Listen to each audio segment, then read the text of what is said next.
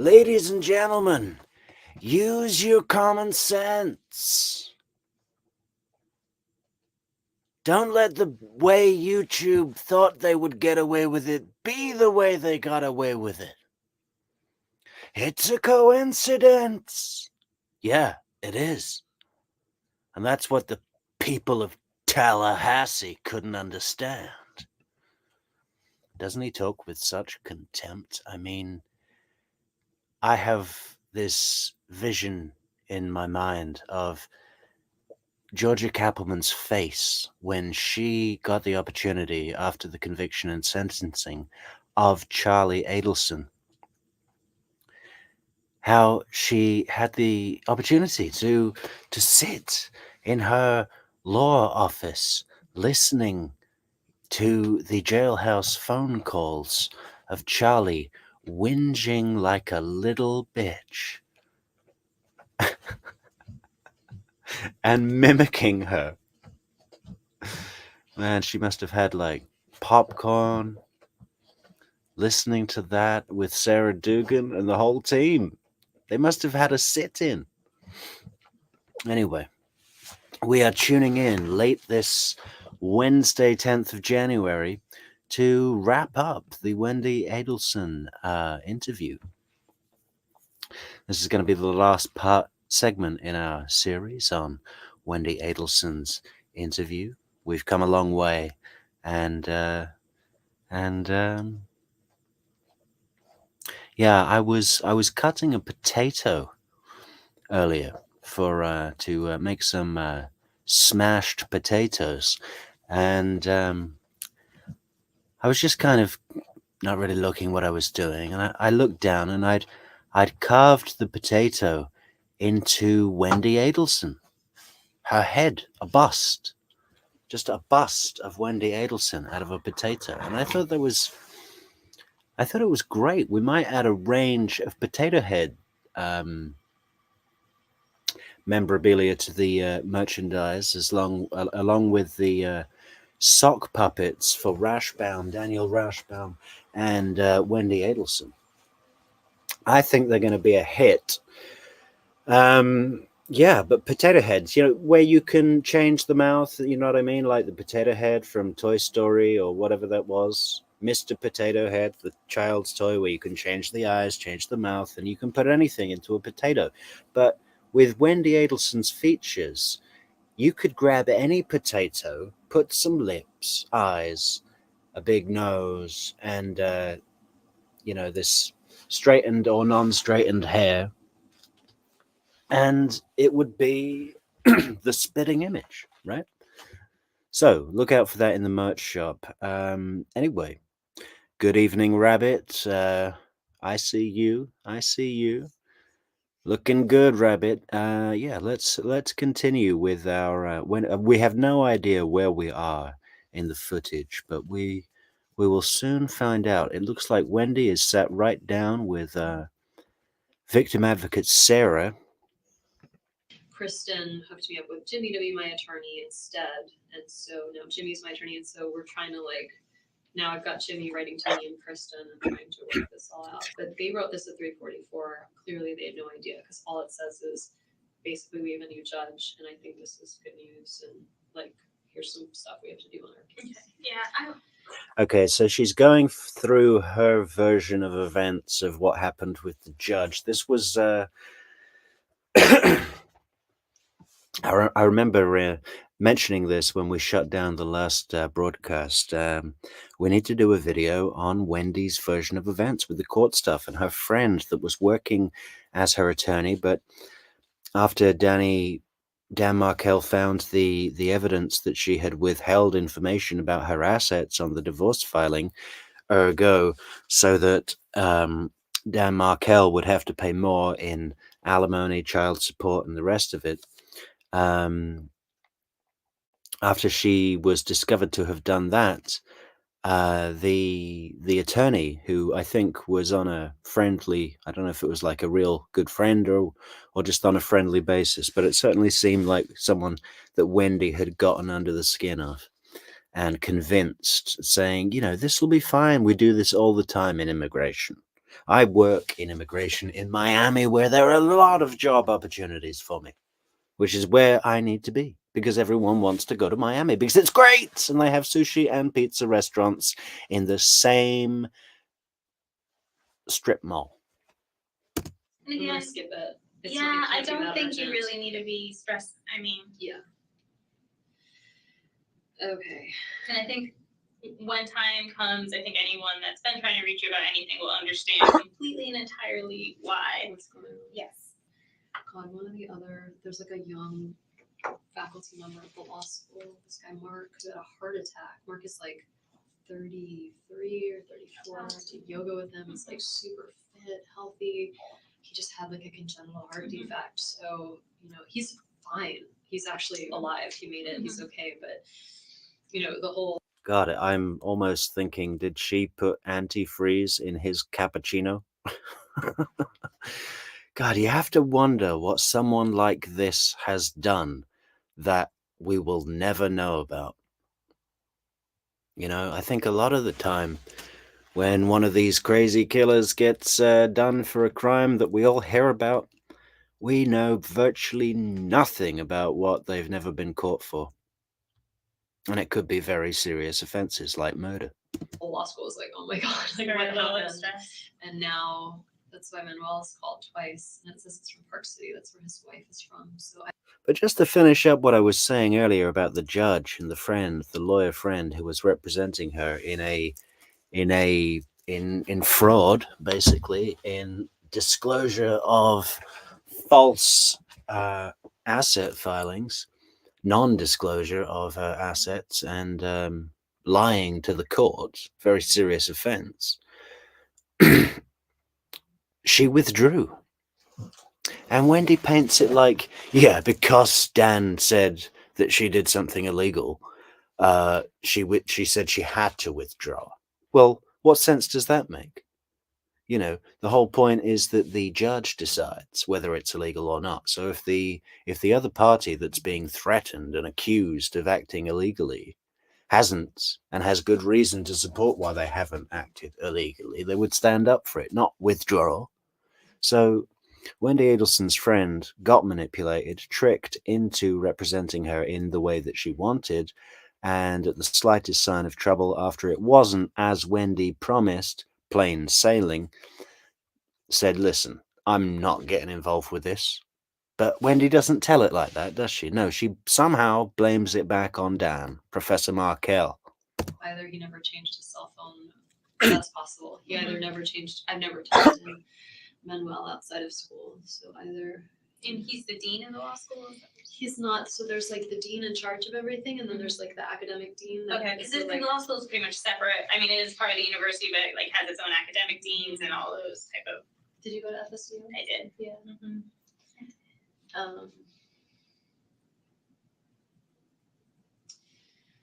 Did they do the one book, one campus thing when you were there? Did they pick? What happened to your crisis, Wendy? You seem to be consoling the victim advocate. Did you go to FSU? Are you still there? Have you graduated? Do you need any help with your homework? A book. Did you go undergrad or master's? Or... yeah. Were you in social work? I was. Mm-hmm. I graduated fall of, I think 2011. It's just fine. So 2011, it's currently 2014 in this video. So the victim advocate has been graduated for 3 years and has been working here for 2. So pretty fresh to go up against an Adelson. Oh, no. But saying that, General Isom's pretty long in the tooth to go up against an Adelson. Age doesn't come into it. General Isom's even more under the spell with this Wendi Adelson than the victim advocate. The victim advocate's actually picked up on some cues here and there and backed away and just doesn't have the confidence, doesn't feel she has the authority to pull General Isom aside and say, listen, as someone with a degree in social work who studies people, I'm seeing serious red flags. Because surely it's crossed her mind. Look at that expression on the victim advocate's face. You know what that is? That is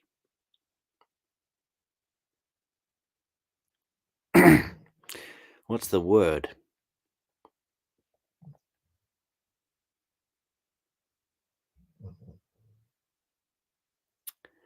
I'm not credulity, is it? It's like she's thinking, like she's trying to. She knows that she's not aware of what she's seeing, and she's trying to work it out. I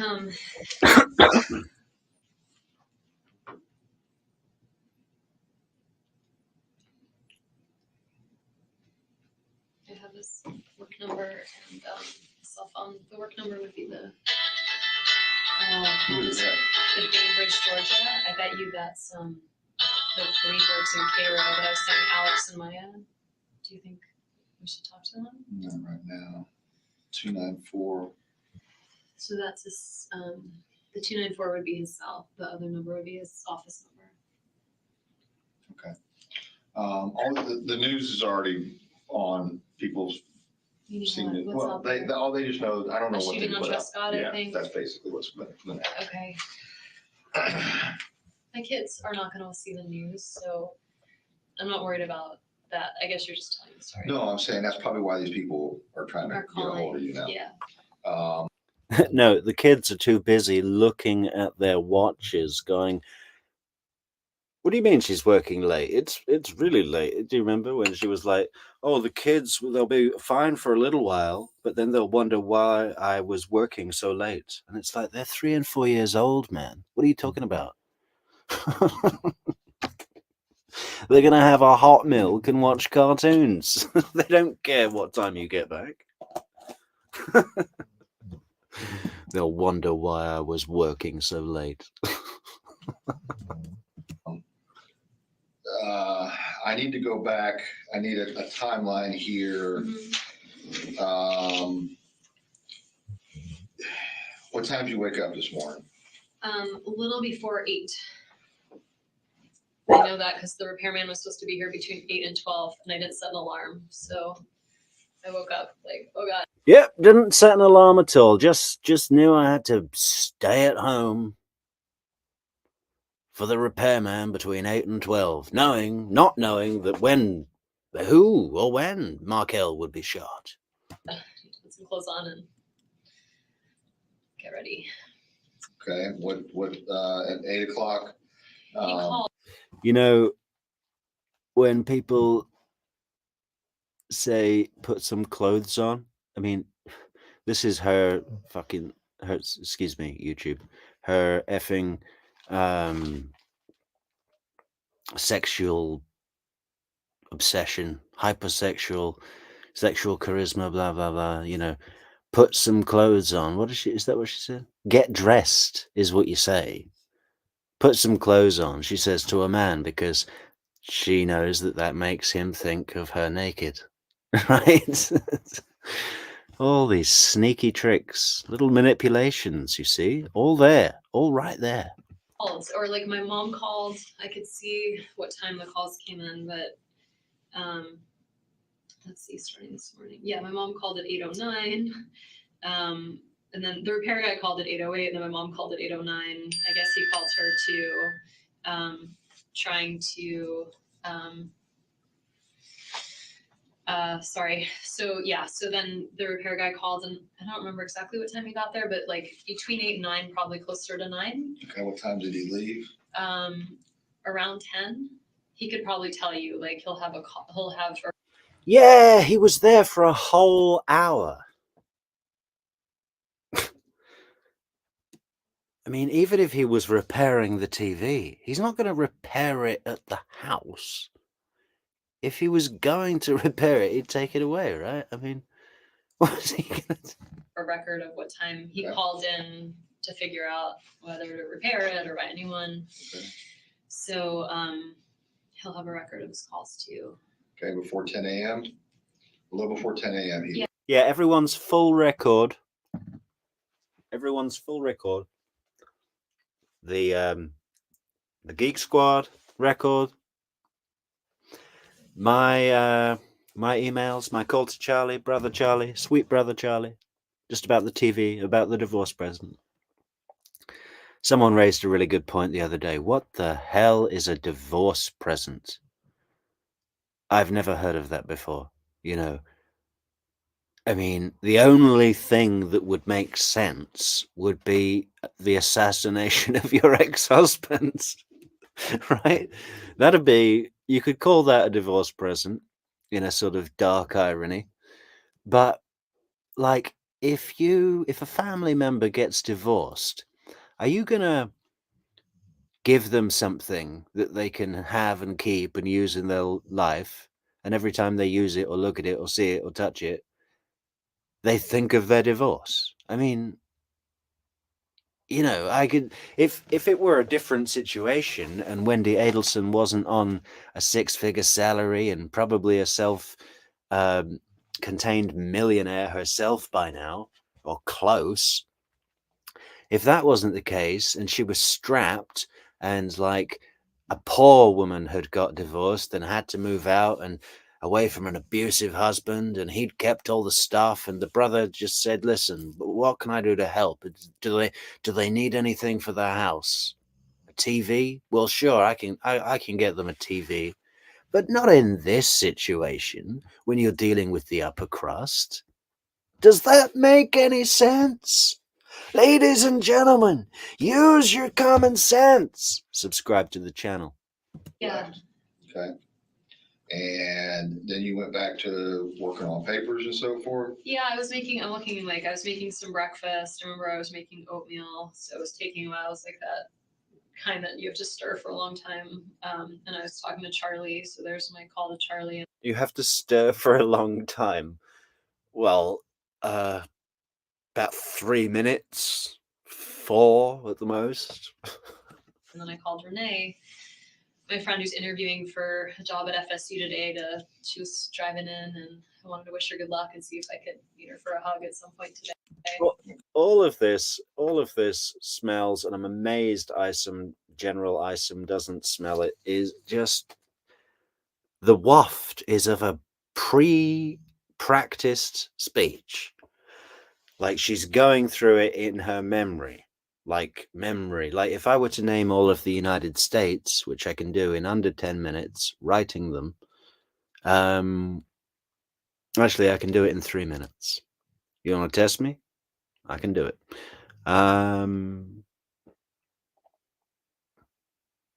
Yeah, but I would sound like this, like reeling it off. Yeah, so they called me this time and then I got the thing. And it's just like when she's on the stand testifying. She does this memory thing, but she wants us to see. She wants to test how far she can push just waving it in people's face. She's really sick and dangerous. Everybody should stay away from her. And her sons need to wake up if they're not already awake. But hopefully they'll be okay. Okay. So that was at 10:24. I called my friend Tova back at 11:22. I think I was just, in between working on the paper, being distracted. So between 10:24 and 11:22, all right, 10:24, you're talking to Renee.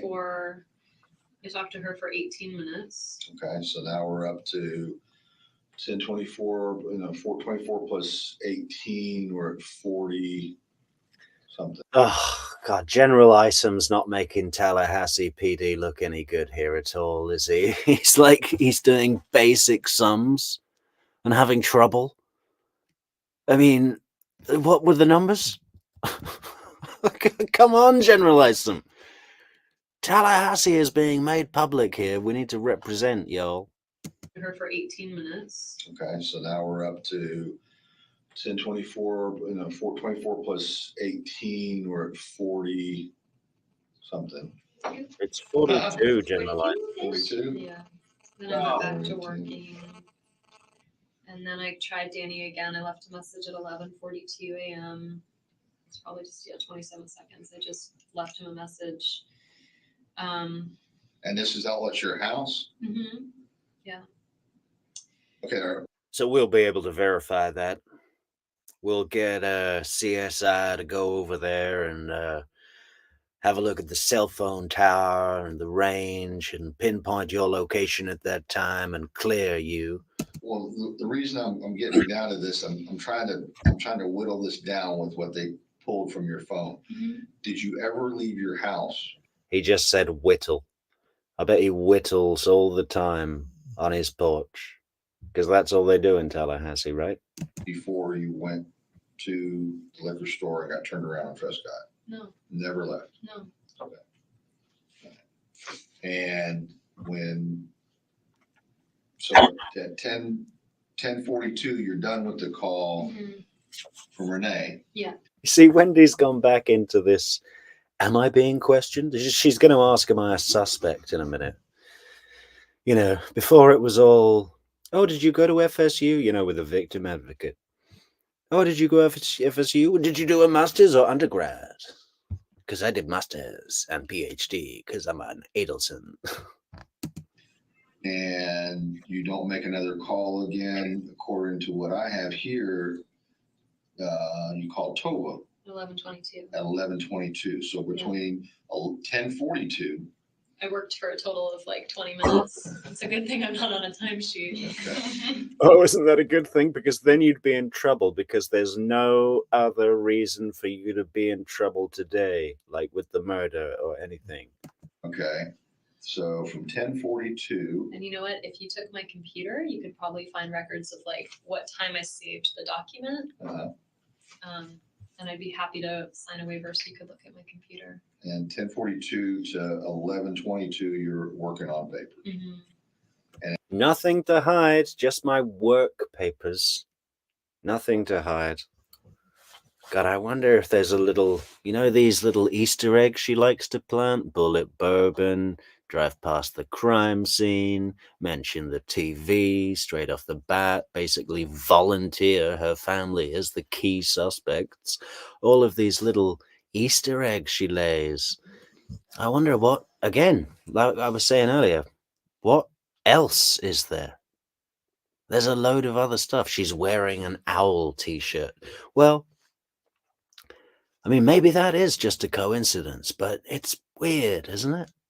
Doesn't this case seem to merge actual coincidences with clearly made up coincidences? It's very strange. And when you remember the call to Tova, Mm-hmm. and that was, I just left her. She had called. I was just returning her call, okay. So I just left a message. And then I tried Danny. I left him a call. I worked in between. Once again, it'll be good. I'll get you my computer if you want to take a look at the documents. I just have to validate all this. That's all. So and you could probably go to my email records, which you should have when you guys did the phone. You did the email records, so you would have of like what time I sent messages. Were you sending email messages during those times? Yeah. Okay. Yeah.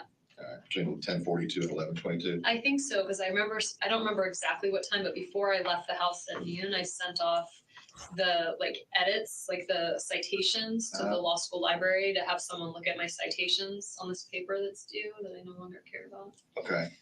And so how can we say, do you have some way of showing a timeline of when I sent email? No, when you left the house. Oh yeah. So the only thing I have that is the only thing that I guess I have is I was waiting to call back this colleague of mine, Joe Davis, and I called him from the car at 12:27.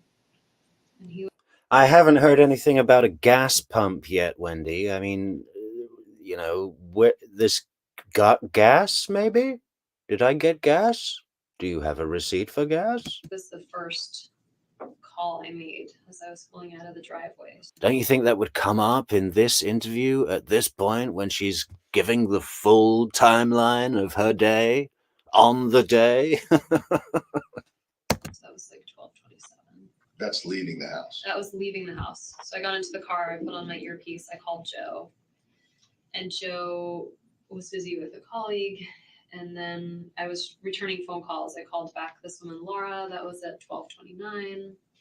And then I called my friend Jeff Skopek, who's different Jeff, lives in Boston, just had a baby. And so I was catching up with him about his baby.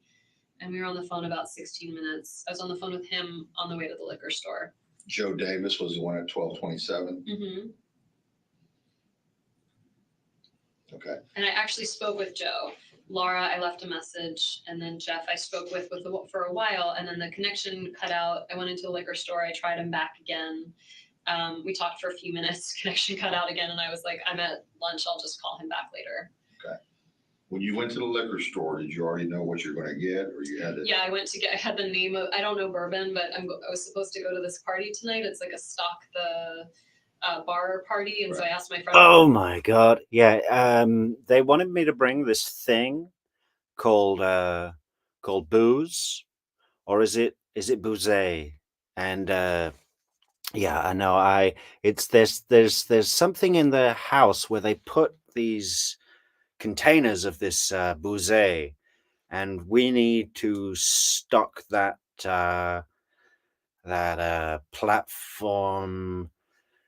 It's like a small desk in the wall. What do they like? And she wrote down the name of the type of bourbon. So I went in the store to get BULLEIT bourbon. And so I asked the guy in the store, like, where's your bourbon? And so he showed it to me, and I found it. Okay. So you just went. He pointed out where the bourbon was. Yeah. Little tentative around the details there, Wendy, and you're counting on the fact that General Isom is from Tallahassee and cannot spell anywhere near as well as your family. You know, I mean, he probably learned to spell from a pig. And he spelled pig with a W. And you go there and you just grab the brand that's familiar by the name? Yeah, that's what they said they wanted. So. Okay, so you didn't discuss with the clerk whether this good, whether it's bad? The only thing I said I discussed is I walked over and he was like, can I see your ID? And I was like, oh, why are you laughing? Oh, big Papa love from General Isom over there. Big, oh my, my girls and their stories. My girls. 18. I was like, and so I was like, I love to be asked how old I am. I'm like, I'm old as dirt. Here you go. And so I handed it to him, and he's like, you're not old. Okay. So anyway, we had like a little banter, and he was like, your eyes are so blue, and I was like, you know, not for nothing. Apart from all of the psycho, divorce, total mental torment of Professor Markel and Jeff Lacasse, and I imagine a lot of other people in her life, and then all the murder plotting. Apart from all that stuff, just in general terms, I find her intolerable. Like, if I were talking to her, I would be so put off, turned off, wanting to leave, annoyed, frustrated. She's just awful. thank you. And then I left. Yeah. Will you put his name underneath there, please? This is so creepy. Just print his name. Oh, she loves that. That looks like him as a student. I wonder if I'm surprised she didn't slip up and just write, I killed you. Now we're bringing the kids to the hospital to see your body. Sick. That's like. Oh, will you sign it as you're saying that's who Jeff Lacasse is? Oh yeah. Oh, it's Jeff Lacasse. I thought it was Professor Markel. Oh, okay. Well, even so. She still likes writing her name. Like, yep. And then she writes brackets. Very jealous. A good lead. Want me to like. Just sign your name and the date. Okay.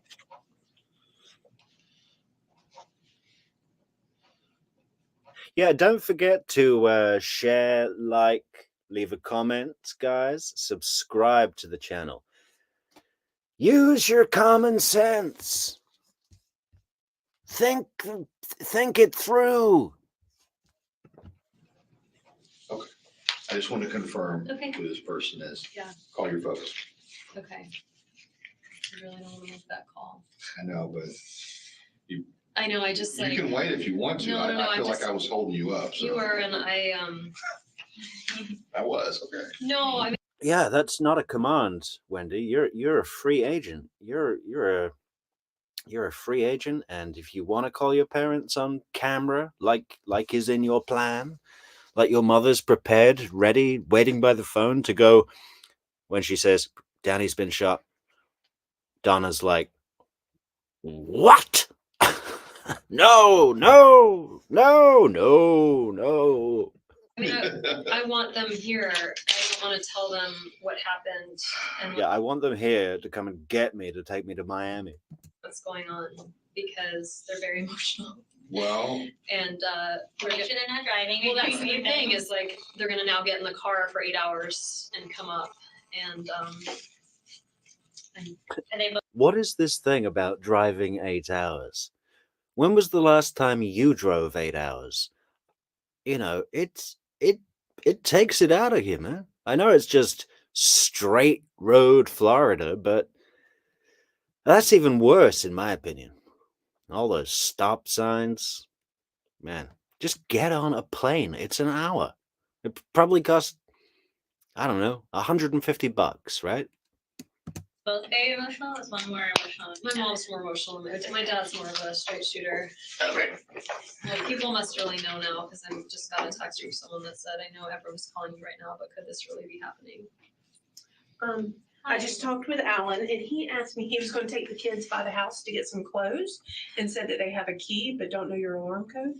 I didn't set the alarm when I left. Okay, that makes But it easy. if it goes off, it's 10:13. Okay, and we spoke with the hospital.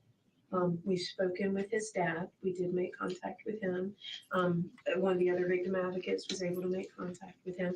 I don't know all the ins and outs of the I'm conversation. sure he's devastated. He's currently, You think? I'm sure he's devastated.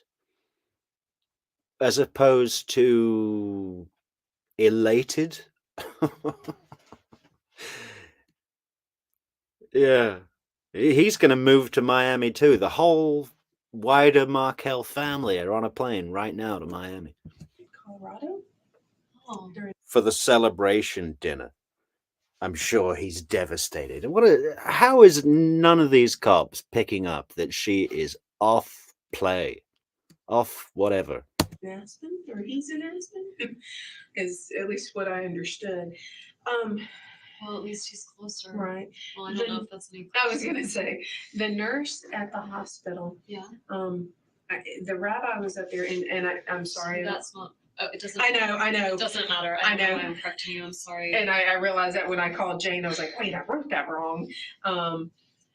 Was talking about something about the rabbi and didn't know what. I'm sorry. Phil was talking. His dad was talking. No, the nurse at the hospital, Yeah. and this was prior to me getting them in contact, about what type of Jewish whatever he practices. Mhm. Okay. He calls himself Flexodox, so he's like he's Orthodox-ish. That's why Okay. the rabbi is a good choice. The one that's here, Okay. Oyerman. Okay. He's like his Okay. denomination. He is there. Okay. So, and he's at the hospital. Yes. Okay. Yes. Okay. I just wanted to make sure because, and that's what I thought. And my conversation with him was, oh yes, very familiar. And then when I talked to the nurse, so we may have been talking about two different people Can you have because an update on what's going on medically? Like, I didn't even. Oh my God, again with the updates. It's just like, yeah, can we get someone to just go down to the hospital and just finish him off? Maybe hold a pillow over his face and then update me when he's actually dead and we know that he definitely will not be identifying any gunman, any Cuban looking gunman, okay? From Miami, right? Okay. Because I know somebody else is dealing with that. And my understanding is he's in ICU. Last I heard, was he was probably not going to survive. But they are trying to And you work out told the his dad organ that? donor Oh my God. aspect Okay. of that whole thing. And you told his dad this? Yes. Okay. Yeah, so they are And aware. is he coming? Is he? Well, and Melanie spoke with him, and I hadn't had a chance to sit down and talk with her since, because I was on the phone. I was trying to give the nurse a heads up to say, hey, just so you know, we've talked to the dad, he's gonna be calling, so that Yeah. random person didn't call. Yeah. Okay, Yeah. all right. And, Did Alan say the kids needed clothes? well, They can just sleep in their closet. and he didn't know how long you were gonna be and, Yeah. Stuff like that. And Okay. Jane called and said when you are ready to go, she would like to come up here and go with you if she need, just so you're not going by yourself. Sorry, cop. Jane's job is done. She came in, she said, Jeffrey Lacasse, I will be looking into Jeffrey Lacasse. Very jealous. That'd be great. That type. Am I allowed to take my car? I believe so, yeah. Okay. I don't Did they keep the keys I or? don't know if I know she had the keys. Did we ever get them from, did someone take the keys? Jim did. Okay, Mhm. so. he may not have given them back. I'll double Yeah, check. I don't have Again, keys. we're all doing different things, so I may have missed something, but I'll double check. Okay, yeah, I don't have the keys. I'm gonna call my parents. Okay. And y'all spoke with Tyson? Yeah, Okay. yeah, Yeah, he said that's okay, right? yeah. Do you need anything? Are you hungry? I know some people want. All right. No, lady, she's not going to eat for a month until the celebration dinner. That's all of this. I think you're gonna be upset. They're very angry with him, right? Well, this isn't like it's their son, but he's the father of my kids, and this They're is a very, part of my language, fucked up situation. Don't really develop. Yeah, I would, you know what, when Definitely. next time, I would let them, first because you're upset, so let them know that I'm okay, Yeah. as in you're okay. Well, that's why I and need to then- call them, because my mom would be like, "What happened?" If the Right. police called, my mom would lose her shit. Right, and that's we always try to get people there in person or get Yeah. so just say Danny. 7 o'clock already. I have to see my kids before they go to bed. I'm sure they're not gonna want to go to bed without me, but yeah. Listen, victim advocate, as soon as I make this call, I need to go, okay? I want a car waiting to take me by my house, pick up my already packed suitcase, and take me and the kids straight to the airport. Actually, well, no. But I'm going to be leaving here soon, victim advocate, and I won't be, you won't be seeing me again. No, no, no, no, no. Mr. Lawyer is going to give you a call and say, I've advised my clients not to speak with the police. And I'm sure they're gonna be hyped up a little bit because they're Oh my in the God. house. oh my god. This is not a normal situation, and things are gonna happen a little bit abnormal. And, No, I know. I'm just picturing and part they're of just so innocent. They don't know anything, and they should not have to go through this. They're so little. Again, with the, can somebody get right on that and just make a clip of Nicole Kessinger saying about Chris Watts' kids, they're so little. And Wendy does the same thing, the same exact thing. What the hell is going on there? you know what, kids are resilient, and the younger they are, the more resilient they are. And you, I can tell already, are a compassionate and strong woman. And better than all that too is you've got an awesome support system, whether it be your family or just you've got a ton of people calling you. You've got a network, so you'll have people to help be strong for you. People must be figuring this out. I just got a call from Karen, who's friends with Robin, who used to live here but is in Oregon now. And Shira just got a call from Robin, who lives in my attorney's calling me because he wants to make sure that the date's correct. Wow, that noise is annoying. Doesn't that remind you of the old dial-up internet? We're skipping that. It's my reverse Oh my God. Obviously, the scenes of you and they can't. They're gonna start going to other. How did Oh, Tracy? that's just, we can't do that. And I will say that the Oh, police. Facebook. They're all probably talking to each other on Facebook. I mean, we will communicate. Like, No, I know, but like, Danny's very public And then on they're all Facebook. probably trying to.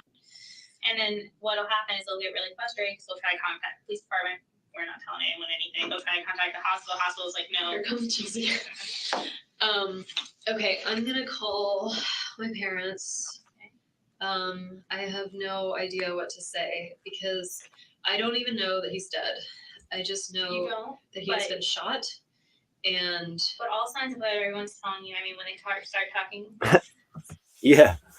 She can't tell main base that he's dead. That's a problem for Wendy. Sorry, people on organ Organ donation. donation. I know that's that's not not- really. He's kind of. Okay, so I just want to tell them what happened and that I need them here, And that they're I'm gonna come fine up and here the probably. kids are fine. Mhm. And let them know, when they ask, say the kids are with Lynn and Alan. I'm gonna probably be seeing them relatively soon. I I'm just will, right? really- I'll be out of here soon. Yeah. Okay. I know it's I'm probably so you're in like curious. Yeah.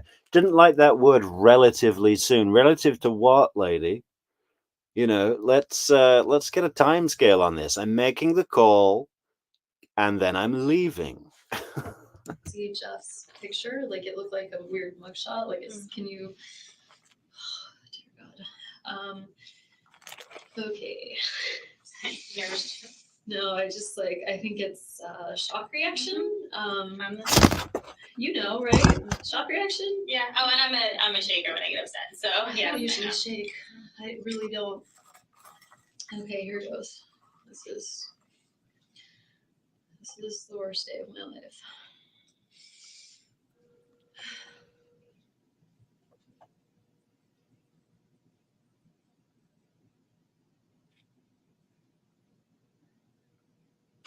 God, the anticipation. I don't know how many times I've seen this call, a lot, but it's still just what a moment. Maybe I should text them if I can't reach them. Hi, Mom. How's it going? Ugh.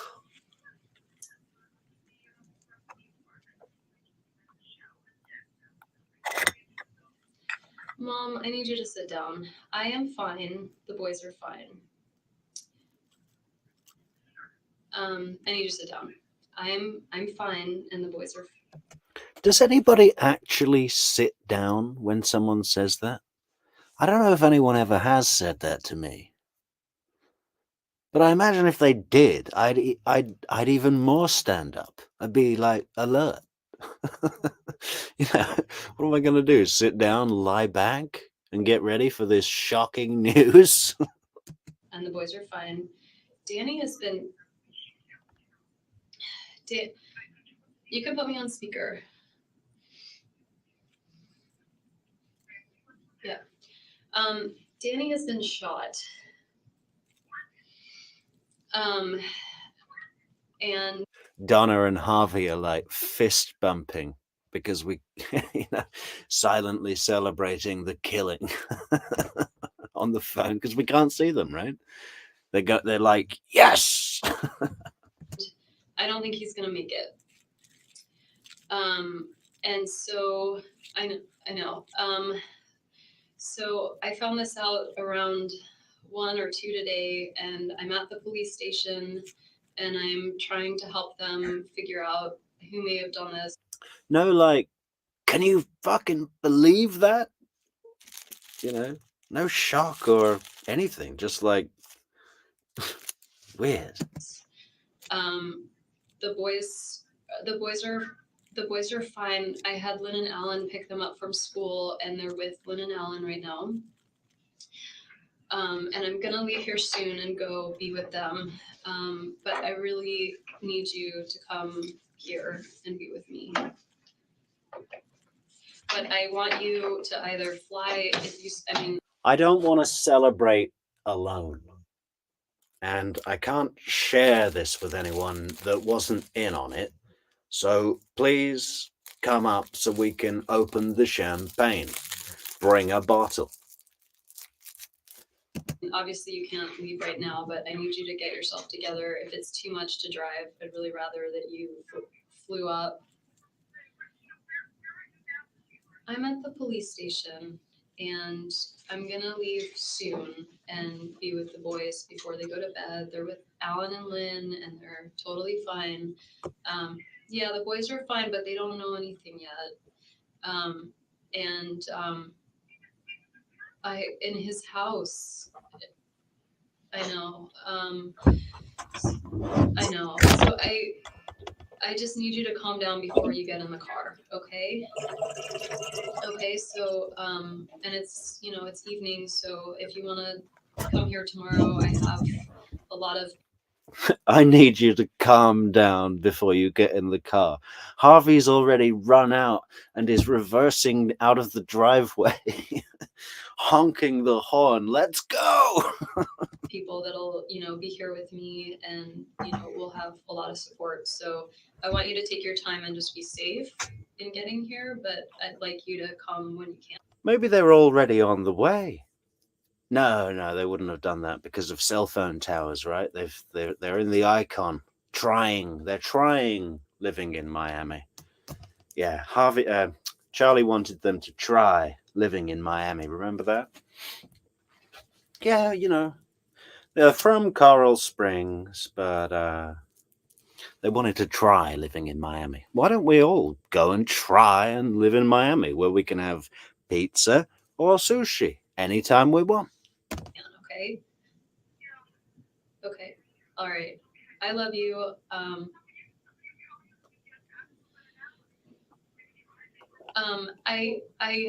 I think Jane might. I have the car here, but Jane might take me. I'm not going to be alone, so I have. God, I bet that'll be annoying. You'll have to pretend to have any value for her left after that she's served her purpose. And once you've served the purpose of an Adelson, what use are you?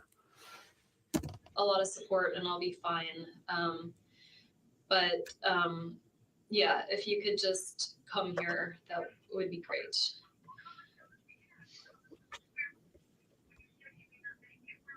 He's in the ICU in the hospital. Okay, but be careful, okay? Okay. Okay. Okay. Love you too. Bye. Mom. Oh. You did awesome with that call. You were so stressed out about it, and you handled it. I just want you. I talked to Alan, okay, and just because my suggestion to him, just because we don't know what's going on, was if he goes to the house. Sorry, my mom might be calling back because she heard me. Mom? You did, yeah. I just wanted to ask if you could just tell Charlie for me. I just don't want to be making calls right now, so if you could just tell Charlie for me, that would be great. Why does Charlie need to know? I mean, he might need to know that the parents are going out of town, and then they would obviously tell him. Why would Wendy need Charlie to know? He's not going to come up, and she knows that. Or does he come up? No, he doesn't, does he? Okay, and just like it's on the news a little bit that there was a shooting on Trescott, and so I'm Yeah, it's on the news a little bit, just like he's alive right now a little bit. And I thought, if he's a little bit alive, then I'd like the kids to see him one last time, for a memory, if he's a little bit alive. So, if it's just a little bit, then it's a little bit. starting to get a lot of calls, and I'm not going to be answering them unless they're from you. So I would really try not to tell anybody what's going on just yet, just because like he's in the hospital and I talked to Charlie earlier today, obviously before any of this happened. Like I talked to him at like 10 this morning, and he said that he was coming to visit you guys this weekend, and he had plans, and he sounded good. I just can't, Mom. So can you just tell him? Yeah, just tell him for me, and then I'm sure I'll talk to him soon. But I don't want to be on the phone unless I have to right now. Okay. Okay. All right. Love you too. Bye. Oh, she's already got her phone back from the what do you call it? The forensic crime scene investigator. God, there must have been nothing on that phone. Remember Chandler Hoddleston's girlfriend? That phone was there for hours. Or if they had to leave it overnight. My mom handled that pretty well. Could you hear her? Yeah. I think, you know, because you're a mama, but moms always go in that natural instinct to kind of protect and help and. Yeah, protect, help, not kill, not kill. No, not kill the father that they love. No, just mama instincts. Sucker punch. I'm waiting to hear from you whenever you can. That's Jean. And she said she's here if I need company or a ride. Do you think she meant here like metaphysically, or here like Metaphysically? in the lobby? No, I think I would hope metaphysically. And again, remind me, Jane's the neighbor down the street that oh no, Jane. Okay. Are you here? Sarah, you just can't keep up. Keep up and get my updates. Is he dead yet? Yeah, I think it sounded like Joanna said she talked to her recently though, right? Quiet please, adult speaking. Hi. Hey, I just wanted to say, I talked with Alan. My recommendation for you tonight, just because we don't know what's going on, is to stay somewhere, possibly, and he said that you were more than welcome to stay at their house. Yeah, so I wanted to let you know that. Great. Because I don't want you going home, just because we don't know what's. Hang on, lady. I wanted 24-hour protection. Multiple squads outside my house. The National Guard need to be choppered in, and I want a SWAT team in my dining room. Did you not hear my order? I just am a little scared. So I'd really rather stay. Are they okay with me being there? Like, they don't yeah, think Yeah, absolutely. what we're gonna do is, just to cut to the chase, I'm gonna, follow you home, or if you're not well enough, we'll get somebody else to drive your van if you want that. Yeah. And then I'm gonna get your computer, Okay. from the house and Sure. everything. And then, so you're not gonna go home by yourself.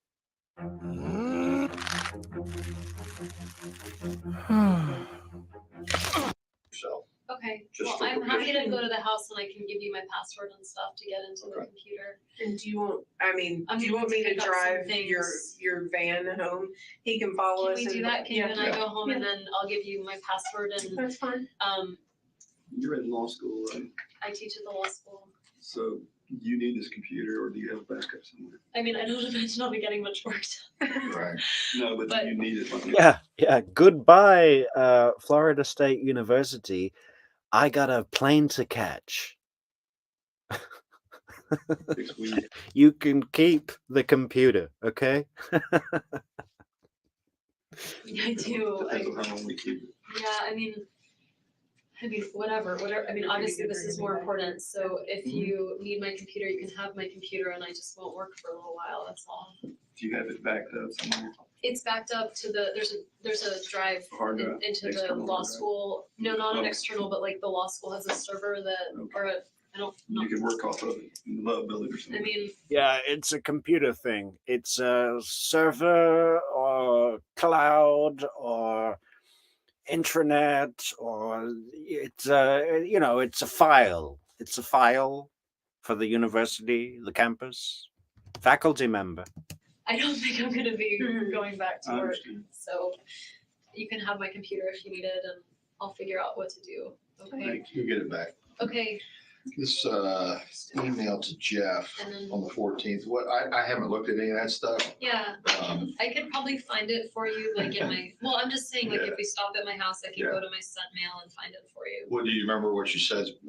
Basically just, I was kind of vague, but I just said, like, I'm having a hard time. My head and my heart are saying two different things right now, and I just would really appreciate if I could have a week of no contact from you to figure things out. Okay. That's basically it. I mean, you'll see. But you didn't telegraph anything at yoga. I You mean, waited till after you got home, right? he was really like, let's go out tomorrow, let's do this, let's do that. I was having trouble saying no, but I was feeling kind of pressured. And so I just, no, I mean, I'm a little bit on the passive aggressive side, so I was having trouble Oh, yeah? like, with the confrontation. And then he left and you left separately Yeah. from yoga? Mhm. Okay. And then that's when you went home and I went said, home. I actually was having a conversation with a friend who suggested the no contact for a week just to get some heads, like just to clear my head. And so I thought it was a good idea, and I wrote on. but I want to clarify, that's because That's because I was trying to decide whether to get back together with him. well, because of the lapse in time from the 28th of June, That lapse in time was because I was in Miami with my family. So but it was separation there was separation, but I was only for the trip. 24/7 with the kids. I wasn't like, I don't know. I was just in full on mommy mode. I wasn't like thinking of what was going on with Jeff. I kind of wanted to be in Tallahassee and like feel his absence and be here and know like, am I missing Jeff or am I missing having a boyfriend in general? Like, Yeah, I wanted to try living in Miami without Jeff, and I definitely was not texting Daniel Sack about his sack. just wanted to get some clarity for myself. All right. When you're in Miami or South Florida, I guess Coral Springs, isn't it? When you're down there, are you and Jeff constantly in communication? This 2-week period, you mean? The one after? The one that just happened? We weren't in constant communication. I'd say we were in communication. We talked a few times over the. Yeah, we were in communication just enough for me to keep him on the leash for another week so he would be a good suspect, which he is a good suspect and a potential lead. So, and did I mention also very jealous, super jealous? I mean, The 12 days we talked maybe 3 or 4 times. We texted a little bit. I would tell him something funny the kids did or something, but I honestly didn't have a lot of privacy or time to myself, and so I was feeling sad about what was going on, but I wasn't communicating with him that much. You're feeling sad about? Well, I felt like he and I were in a great relationship, and he had done this thing to kind of make it not so great. How would you describe his actions in Gainesville as far as the coming back from dinner, Yeah, going through your phone? no, that he did like months earlier. I'm sorry. So that didn't happen that night. He came back and he was upset, and he said, like, okay, hey Rabbit, we've just seen your comment about tell Charlie that Dan is alive. So this is referring to when Wendy was saying to Donna, could you please tell Charlie for me? Yeah, you're right. That's what she was making sure happens. Tell Charlie that he's still alive. And not to pay for the hit yet. Huh. Well spotted, Rabbit. I like it. How did Wendy know the time Dan was shot? She said she talked to Charlie at 10 a.m. before this happened.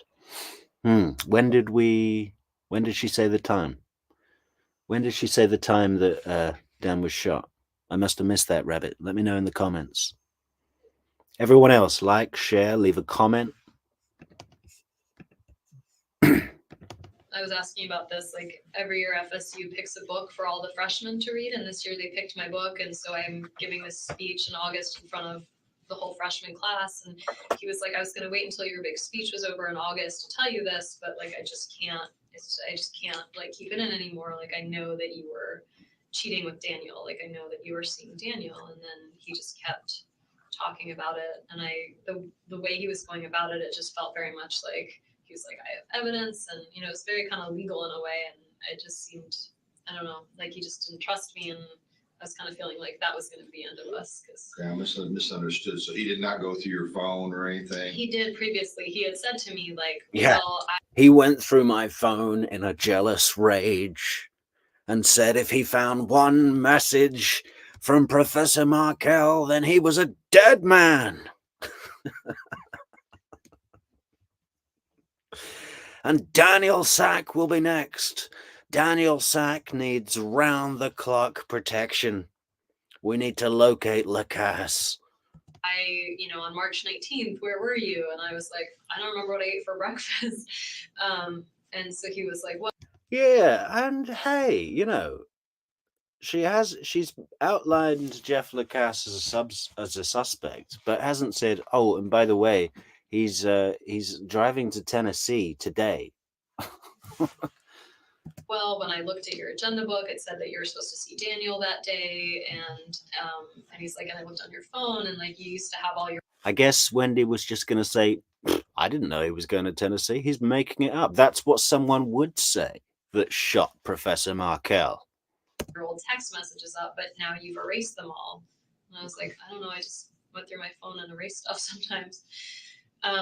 He's bringing this up on the 28th. He brought all this up of like past stuff that had happened since February. Did he ever show any jealousy or any anger towards Danny, or was it all Daniel? He was jealous of Daniel. He was not jealous of Danny. He spent a lot of time talking to me through, like, it's been a contentious divorce. I mean, it's been a hard time. And so he would talk to me through things I would be upset about. Sorry, it's gonna happen now, I guess. He's a therapist, so he would sit and let me talk for long periods of time about how sad. Oh, I bet that was fun, Jeffrey Lacasse. And he didn't even get to stay over. She'd be like, talk for 5 hours about the divorce, and then she's like, okay, well, I've got an early morning.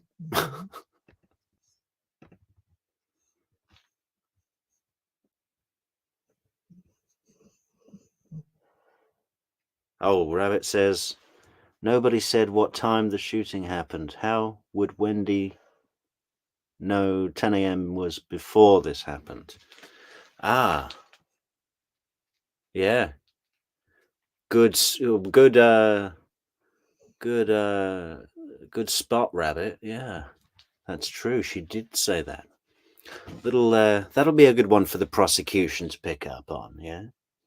I bet the prosecution go to YouTube because there's a lot of people looking at this, and a lot of people see a lot of different things, right? Like Rabbit's on, like picking it apart bit by bit by bit. If Lacasse went through listening to all that, Wendy had better be spicy between the sheets, isn't it? And I think she was. I think she's hypersexual, like just a complete fiend, right? All sorts, which and Jeffrey Lacasse alludes to that as well. She has this sexuality. It's not actually that clear whether he's saying sensuality, but I think it's sexuality from his pronunciation of it. And something else, people are saying that she's very charismatic, and I believe them. Just not my cup of coffee. Sad I was about certain things or how upset I was about certain things. And he would just listen and offer ideas of like, well, what if you tried, like, if it upsets you that you hear from him so often, we have a parenting coordinator. Like, what if you ask the parenting coordinator to only have emails from him like twice a week instead of all day long every day, 5 days a week? Like he would listen and say, I'm so sorry you're going through this, and then offer alternatives. But he was never like, I'm so pissed, or, he wasn't. He never showed emotion towards any of this? I mean, in the sense of like, I'm so sorry for you. Like, this sounds really hard. I'm sorry you're dealing with this. Yeah, he was just basically really nice and understanding, and not in a murderous rage at all. But he was very jealous. He would hold me, you know, that kind of stuff, but not like I'm so angry. Did he ever meet Danny? Yeah, he met him a few times. Sometimes Danny would be late to pick up the kids. Yeah, the contortionist thing, Rabbit. That made me cringe to the bone. Just like, ugh, I already find her really kind of weird looking. Like someone's made a face out of wood or something. I don't find her attractive. I can see that she's attractive, and I can see that she's got that sparkle of catching your attention with her eyes and all that sort of weird stuff. But no, if you really look at her, especially some of the older pictures, it's really like not not appealing. I don't find it appealing at all. People say this about Charlie all the time. Oh, he's so good looking. Not to me. I don't think so. How do we press play? And there'd be like an overlap where Jeff would come, and so he had met him. There was like the boys sang at the Capitol one time, and Danny was there and Jeff was there. And Danny seemed, I mean, I'm sure it's not fun to see your ex-wife with someone new, but Danny he was very pleasant and very fine about it. He was really appropriate, and Jeff was like, yeah, everyone just acted like mature, well-adjusted adults. Apart from me and my family, who are a psychotic cult of murdering, scheming, thieving, fucking unethical dentists. We've exiled the only member of our family with any sense of empathy or honor. And we are the family of Disney villains. they'd say, hey, they wouldn't really like make a lot of small talk, but Had fine. Had Jeff ever been to your former house on Trescott? No, Would he have any reason to go there? no. Does he know where? I think he would know where it is, because I would sometimes take Trescott and sometimes not, kind of depending. Like if I knew the kids were there and I thought I might have the chance of like running into them, then I didn't take Trescott. If it was like nighttime and we were driving back from somewhere, sometimes I would take Trescott and I would be like, there's my former home. Like it's, I would. Again, why would you do that? There's my former home. Well, that's interesting. Why don't we go and meet your ex? What the hell? Why would you take Jeffrey Lacasse down Trescott to show him your former home? To compare it with his basement apartment and say, this is what you need to do if you want to be in with an Adelson, which you won't be because you'll be in jail for the murder that we're framing you for. I would point it out. With him in the car? Yeah. Okay. I don't remember like a specific instance in which I did that, but I'm sure that would be something I'd say like, wow, that was my house. Like, isn't it pretty? Or, So you never took him? Of course she did that so that Jeff would know where the house was, right? Clever. Another thing for the prosecution to use as evidence. Why did you take Jeff Lacasse down that road, Mrs. Adelson? And she's like, well, I was coping with the divorce, and he's a therapist, and he asked me to show him. He wanted to know where it was. That'd be a good answer for it, actually, wouldn't it? There specifically to pick up the kids or no, exchange anything or anything along those lines? no. What was the most recent time from now, the most recent past time Yeah. that you had this discussion about the trials and tribulations of your ex-husband and so forth with Jeff? It was all the time. All the time. I can't pin down a date, but I'm trying to think of like what the most recent issue would be.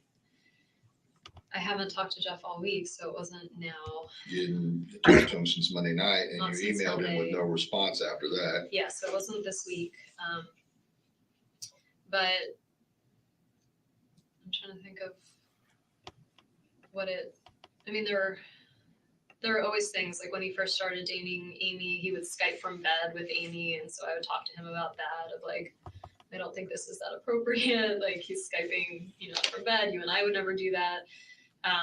But I think that was more like a month ago. What was the last? Just wondered if there was anything recently that kind of. There was nothing sparked. like a huge thing of like, oh, I can't believe he did X, Y, or Z. And in fact, we were trying to figure out the school decision this week, but that happened. I got the call like on Tuesday or Wednesday, so Jeff didn't even know about that. I honestly can't think of a. Right. Did you have a contact person at this prospective school for one of your kids? Who was that? Danny and I both talked to her. Yeah, what happened to you need to go, Wendy? I thought you need to get to see your kids. It's 7:30. They're 3 and 4 years old. They probably go to bed at 8.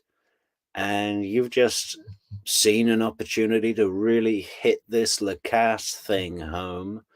And yeah, happy to stay. Happy to do it. Happy to give you all the information you need, General. So someone named Erin Lombardo. I think she might be the assistant principal there. So What's the name of the school? It's the School of Arts and Sciences. Okay. It's a charter school in town, and I had put in an application for Ben, and he got picked from the lottery to go. And so they called. I can find when they called. I think it was. They probably called Monday.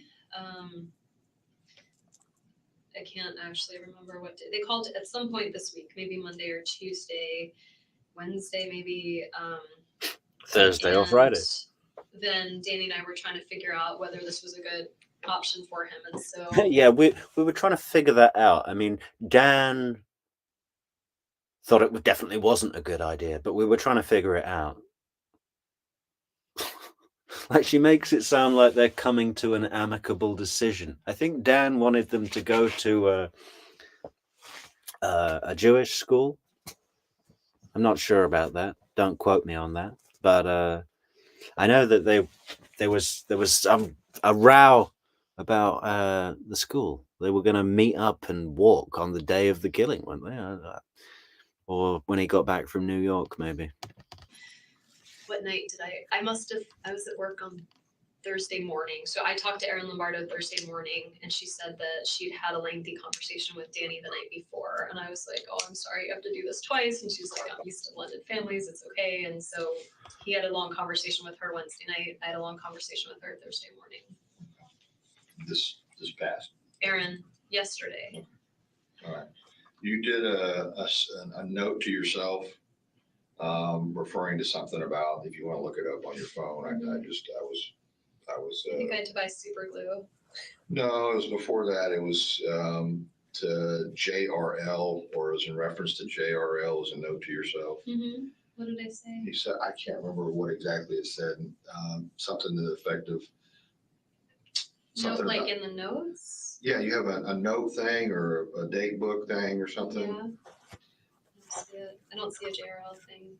But okay. Do you refer to? Do you ever type anything? Jeff. That's Jeff. Do you refer to it as JRL? Sometimes when I write his name down, just because I have other friends named Jeff. So. Okay. I'll have to look. I'll have to go get it. Yeah. If I'll see what exactly. Mm-hmm. Just want to check on that reference.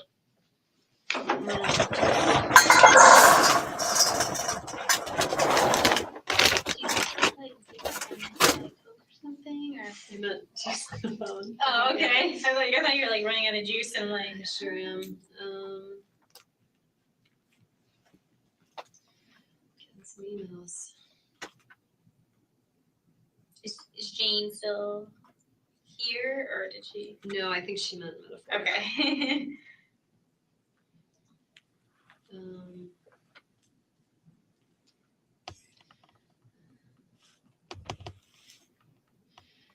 Oh my god. Well, my parents sounded really surprised, so it's at least a relief. I'm not even going to comment on that. My parents sounded really surprised, so that's at least a relief. Does that need any commentary? What a weird thing to say. was trying to think of who would be angry enough to do something to him. My parents would be angry, but they're not capable of this. Thank God. I really couldn't handle that right now. Yeah. Yeah. Can I ask Robin why Jimmy needs to talk to me, or just leave it alone? It- Leave it alone. I can't. I know. I hate to I just- advise on kind of those like legal situations. Oh, here. Hmm. I mean, this is Lisa Frank, just like a friend of mine. I just read that there was a shooting on Trescott today. I hope you and the boys are safe. It's weird though. It's like, I guess the reaction is they're worried like that Danny did something, right? Because otherwise they know Lisa knows I don't live on Trescott. So I don't know. Wait, Jane is on her way to TPD, but I don't need her here, right? Because I'm going to Ellen's. I think from my read when Joanna came in here, that someone was going to drive you and Joanna was going to drive your car last step to kind of, so that way your car would be somewhere safe. Okay. But maybe something has changed. Something's going to change.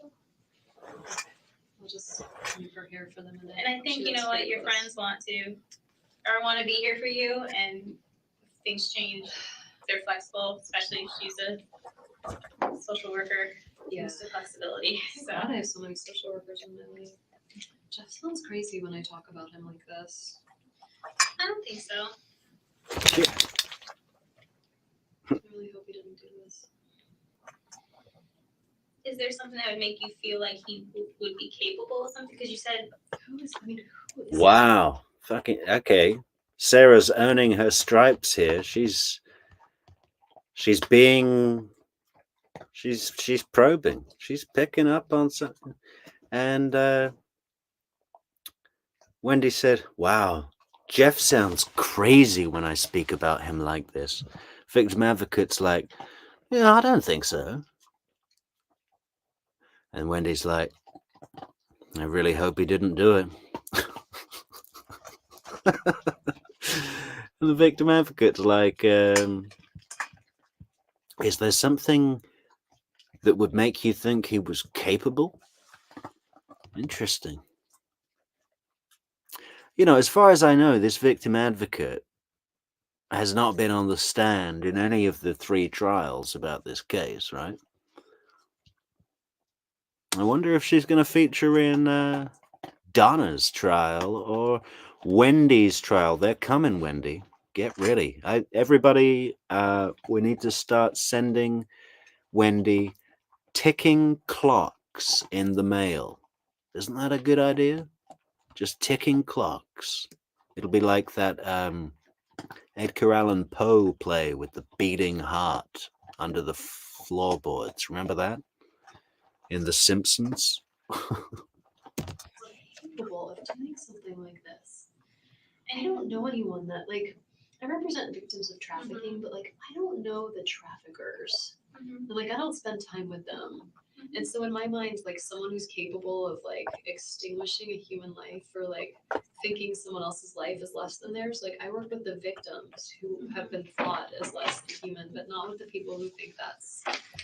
Total word salad there, Wendy. What are you talking about? Is there something that would make you think Jeffrey was capable of this?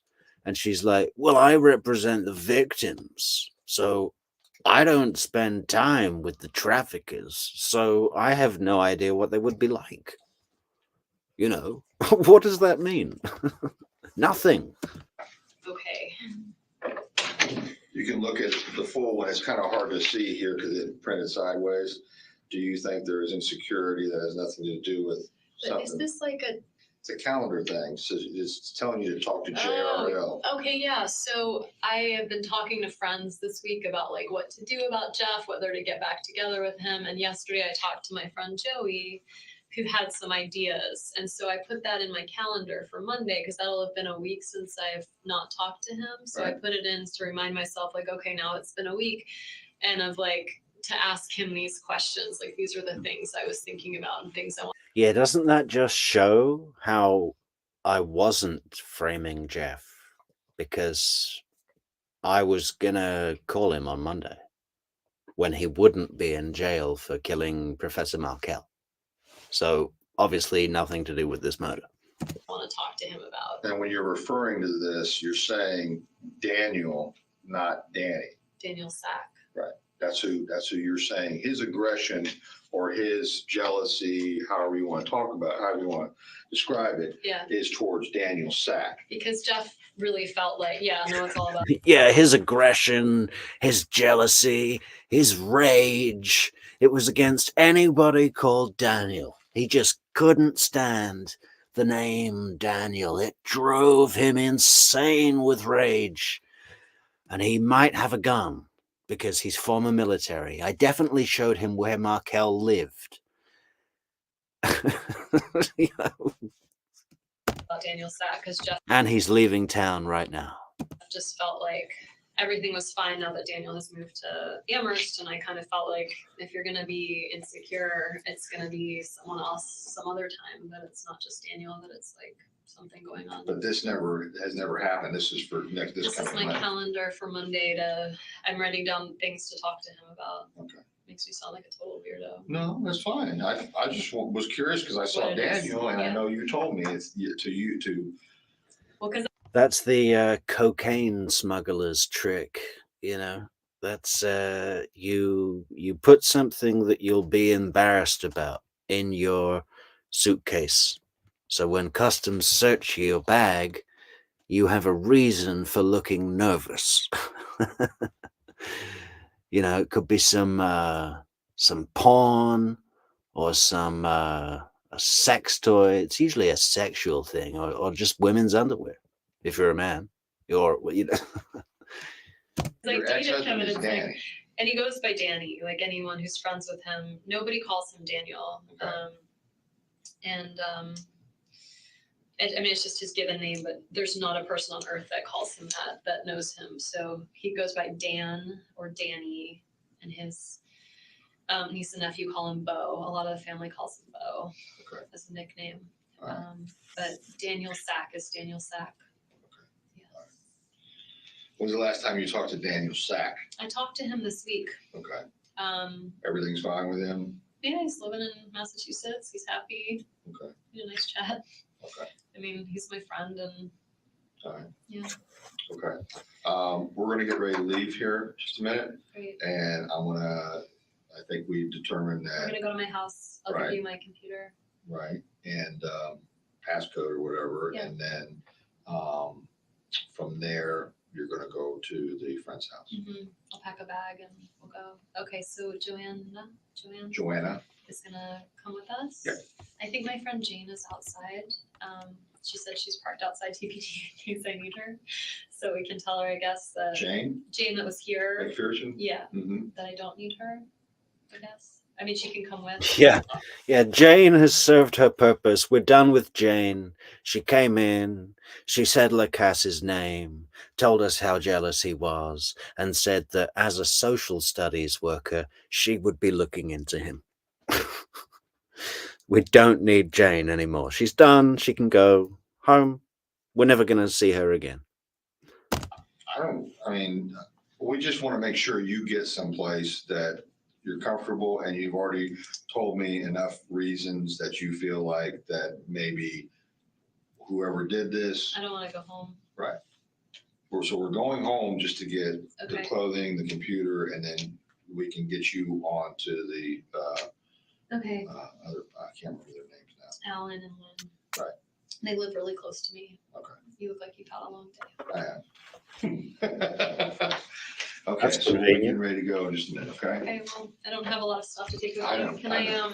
throw out the tissues in the trash can? Yeah, but we're not there yet. I just wanted to. I'll get a trash can for you before you go, don't worry.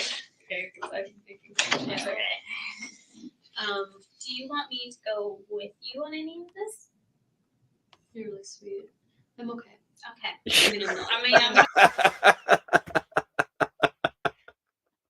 mean, Oh my God. You're really sweet. I'm okay. Oh, that's like some guy that tries to pick up a girl at the bar or something, you know. Hey, do you want to get out of here tonight? Maybe go over to my house? And the girl's like, oh, you're really sweet. I'm okay. For what? What do I need your help for? What are you gonna do? I'm gonna call you. I'm gonna check. I'm most definitely not okay. But I'm on call this weekend. Okay. I'm gonna give you my number. I'm gonna give you my cell phone, and I'm available. Okay. I So just any- like Good to know. Good to know. Yeah, I'll write that down. I have friends and I don't really that's good. And you know, friends will know more than I. But you might have. Wasn't that just like a guy trying to pick up a girl at the bar, like way out of his league? Like, I'm going to give you my number. I am available. Great, great. Questions that come up. No, I mean, there's a lot that you can answer, and I'm sorry, I can't believe this is happening. Oh, here we go again. Am I a I'm sorry suspect? this is happening. God, everyone's sorry this is happening. You know, it's like my parents had more reason to dislike Danny than almost anyone else. He hurt their daughter, but listening. He hurt their daughter. Really? Did he hurt their daughter when he was away on a business trip and you did a Visigoth-like sacking of the marital home? Took all the stuff, divorce papers on the bed, emptied the Schwab accounts, took all the fine jewels and precious metals out of the safe. Didn't she take half of the dining room, when there's a nice dining table and it's got like 6 or 8 chairs, whatever. She took half the chairs. I'm surprised she didn't just saw the table in half and take, brick by brick. I'm taking half. Yeah, so yeah, he hurt their daughter. What a load of manure. To my mom, just like cry and be horrified on the phone and be like, "Oh, God," she sounded like That's horrible. And normal, good-hearted people don't wish nobody was things like this to happen. You know, like you might say, like, Yeah. I get frustrated. Normal, good, honest people don't want this to happen. Honey, you don't know who you're dealing with. We are the Adelsons. You might be like, I hate someone, but you don't ever saying stuff out of emotion isn't something you really want sometimes to happen. This is a very strange day. Using the word strange is very kind of you. Because you could use a lot of other explicitives to probably describe today for yourself. She's got that right. It's a strange day, isn't it? July 18th. I want to write Renee just because if there's any way I could.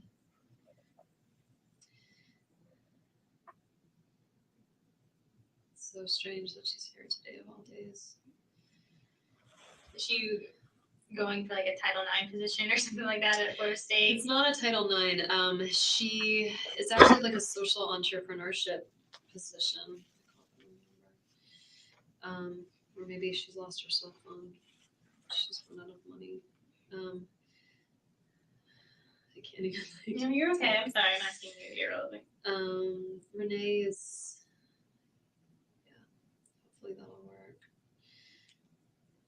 It's really messed up that people are worried when they hear gunshots on Trescott that they think like something happened to me.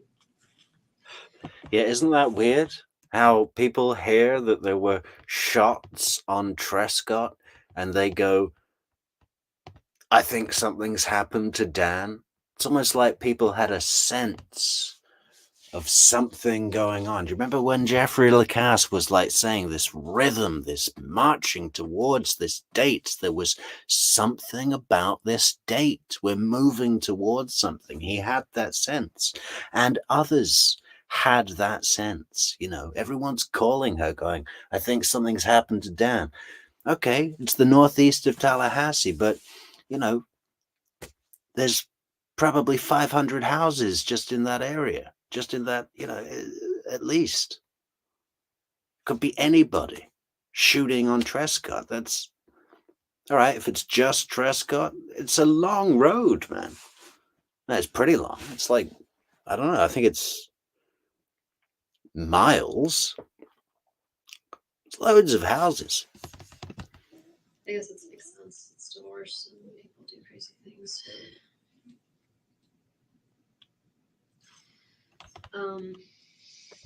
I really would like to get out of here. Very soon. I'm sure you would too. I know. And I'm on call this weekend, so. Yeah. Yeah, I'll be waiting for your call this weekend. Yeah, I can't wait for your call. Hard time. It is, but Yeah. you know, it's something I think's needed, and somehow I'm able to do it. And I don't know if it'll be mine forever, but it's. I think it's probably got a lot of burnout. It'd be hard to do this forever. My stomach really hurts. Just those little things too to keep in mind when you're kind of going through the motions, because that's what you're probably going to be doing the next few days. To eat. When they're like, you need your work computer, I'm like, work. Take my computer. Yeah, There's nothing work. on it. Your What is drive that?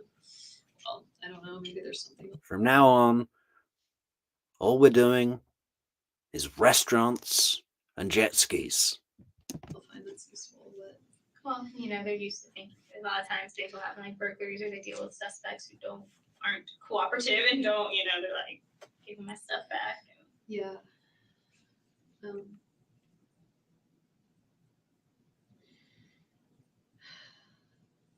The main thing, your parents will get here. Yeah. Focus on the boys. I will. Meet them where they're at. Hey, Rabbit with the details. Wendy is a living Lilith, and the main character in her book was Lily. She is beyond sick. I agree with you, and that's an interesting fact, yeah. Lilith and her main character was Lily. And it's also a funeral flower, isn't it? You know. I guess there were lilies at the funeral for Dan Markel. Another little in joke. What do you think of that, Rabbit? Am I on to something, Rabbit? Great minds. Great minds. Maybe talk to your friends at a, say, psychologist, Psychiatrist. Psychiatrist. Child psychiatrist. She might have some good pointers, but you know, I always say meet kids where they're at. Be honest, let them know, you know, when you're sad, if they get sad, if they see people around them that are sad, that's. Yeah, try not to be sad around the kids. Maybe you should try and like have a celebration to take their minds off, you know, their dead dad. That's okay, you know, because people are going to be upset. It's Sarah. Yes, and I'll give you my card and write down my number too for you. I was calling. Yeah, Sarah, who doesn't speak Spanish. Not like you, Wendy. What does she say? El mucho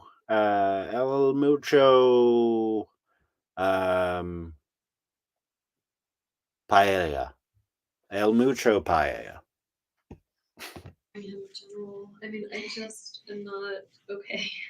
Well, this is a traumatic experience, and your brain's going to kind of process the stuff differently, so. Is it good? Like, should I be taking the kids to school when Monday comes around? Like, is it good to have like a routine for them? I mean, it's up to you if you want to keep that.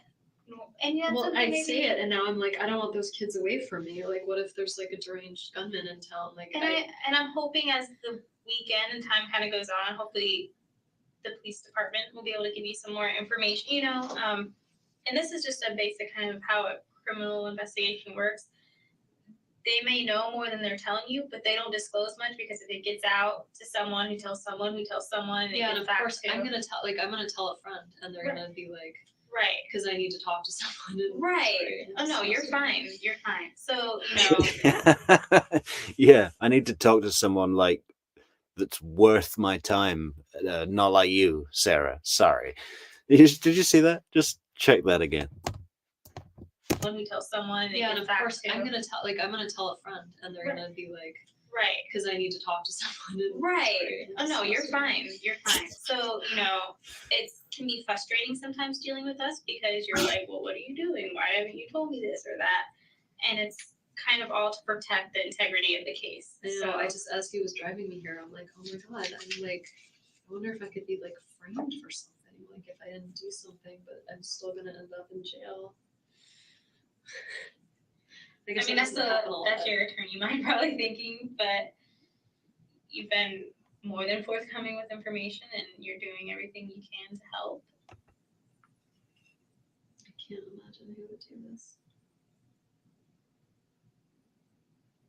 I can't imagine that Jeff would do this. I see why he's a good suspect.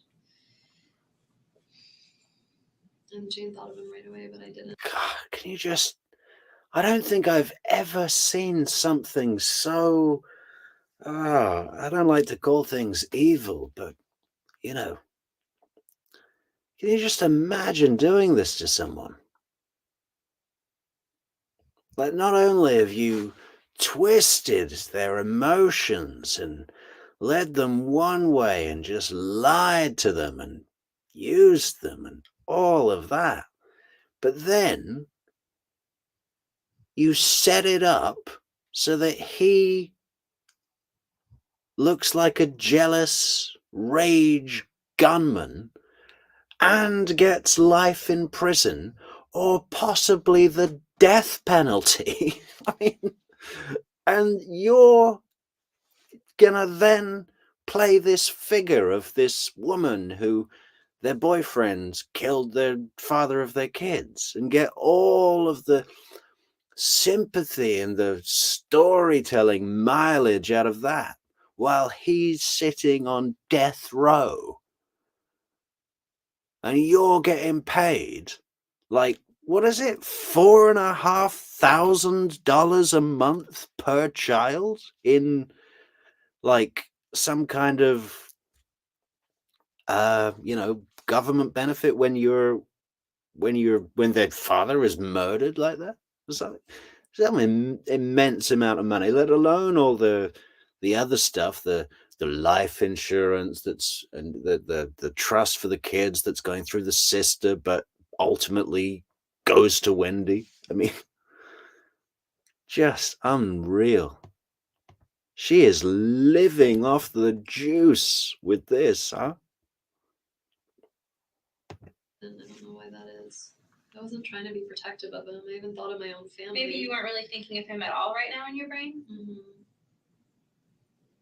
I feel like a fierce mama cat right now. Like I just want to get to my boys. Fierce And I know mama they're fine cat. with Alan and Lynn. Like, and I I think that you want to hold them and see that they're okay with your own eyes. And yeah, I really need to be with them. Well, I tell him I can't see it. I don't want to. Okay, so we think like Danny's not waking up. Like, is that? That's the Yeah, thing. And that's like, the I lot. don't. Does anybody know if she even told the boys? Did they attend the memorial service? Does anyone know that? Was there a picture? Maybe they just went to Miami and made something up or told them much later. I just think Wendy goes home and, yeah, she's going to have to put on a show for the friends, but she's probably going to have a few drinks, right? And then just not see the boys. Want to tell my kids that their father is gone if he's not. Like, I don't want to have Do that. you think you can be around them tonight without maybe disclosing to them? I do. Yeah. What did I just say? Do you think you can be around tonight without disclosing to them? Yes, absolutely. And I love that that's come as the advice of the police. Now she's going to say, well, I was advised by the victim advocate that I should not disclose it to them tonight. They love it. And they're good. Well, she's good at getting people to... She tried it a few times and it didn't work. Sometimes it works other times, you know. She gets people to give her advice and then she says, this was the advice and that's what I did.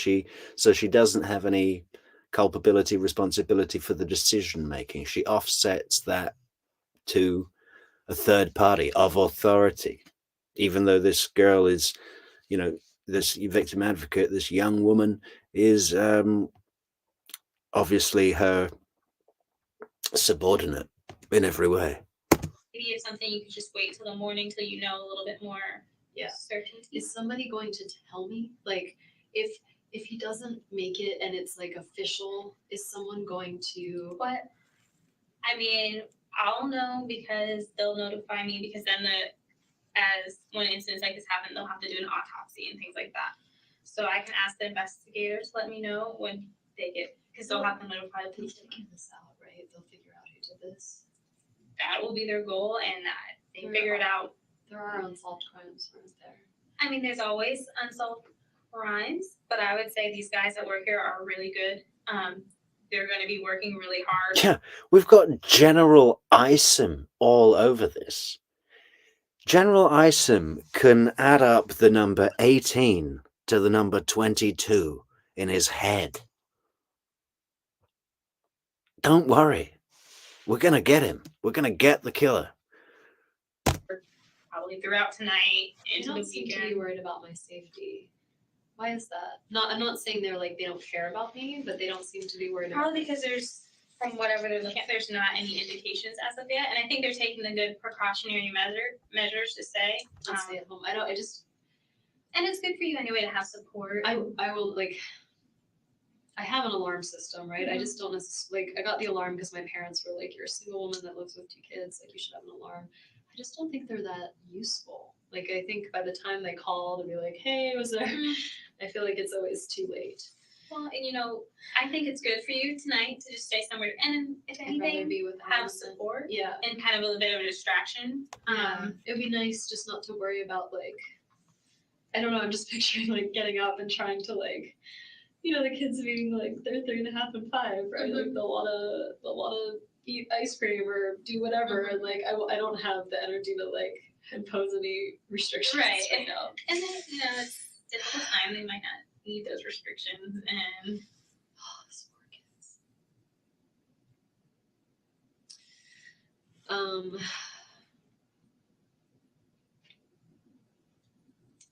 but I think, if you think you'd be comfortable tonight, just kind of waiting to see. I do. You think that makes sense? Like not just because I am still not. Well, because this is. I would say maybe yes, it would make a little bit of sense. And talk it over with your, family and friends. But the thing is, because then if not, you're gonna have to tell them something along the lines that he's serious. She's sipping water like she's at the tennis court. Doesn't she look like she's at a tennis court? Hurt. You can't see him, and stuff like that. Exactly. And that might, and then you're gonna have to come back and be like, oh, well, actually, What do you tell your children when their father was murdered? It's not like daddy don't had think you cancer tell- and he's sick and he's around I for a don't long think you time. tell them all that right away. And No. again, I'm not, I don't work with children very often. Oh, But I would tell them, it's just that, he was really hurt and he had to either, go to heaven, whatever. I think a large part of the of Wendy's decision to kill Professor Markel, which is absolutely my opinion and many other people, a large part of Wendy's decision was the fact that she didn't want to share the attention of the boys. She mentioned something in this interview where she picked up the boys from school and they said to her, "Oh, I thought this was an Arbor Day. What are you doing here?" Something like that. And you just know that what she wanted the boys to say was, "Yay, is this a mummy day?" Not like, "Go, where's Arbor?" So now she's not sad at all that she's got to tell them. She doesn't care. She's happy because she's not gonna. The attention of her boys is not going to be divided between her and Arbor anymore. And she gets even more self-validation because she's going to be compensating them for the lack of a father figure, you know, with more treats and more, as she sees it, you know, the guidance and education of two parents. She's going to see herself as being like mom and dad, you know. Kind of concept that they have on that. I don't know how, I mean, I said, like, I don't know how much they get this. But, I think like, he was fine and he was healthy, he was strong. It's not like he was sick and they saw him get sick. Like, Well, and that's why you said he was hurt, you know, because, and I know they don't understand this, but think of this, he could have gotten in a traffic crash or I something. have questions though, and I don't want to lie to them. And you don't, Like, And I don't then want to you say can- he was hurt. How's he hurt? He felt like well, you could then say something like some very bad person harmed your Yeah. How was he hurt? He fell. He fell right into a bullet. And yeah, it was just one of those things. Could happen to anyone. He tripped, he fell into a bullet, and he's dead. you know, do you think they're gonna ask? I don't want. I You know I don't have wanna to say expose them to something, them? but like, Well, they're and gonna then, be so scared. Like, what if the very bad person comes and harms me, and then they're gonna be orphans? we'll talk to, and again,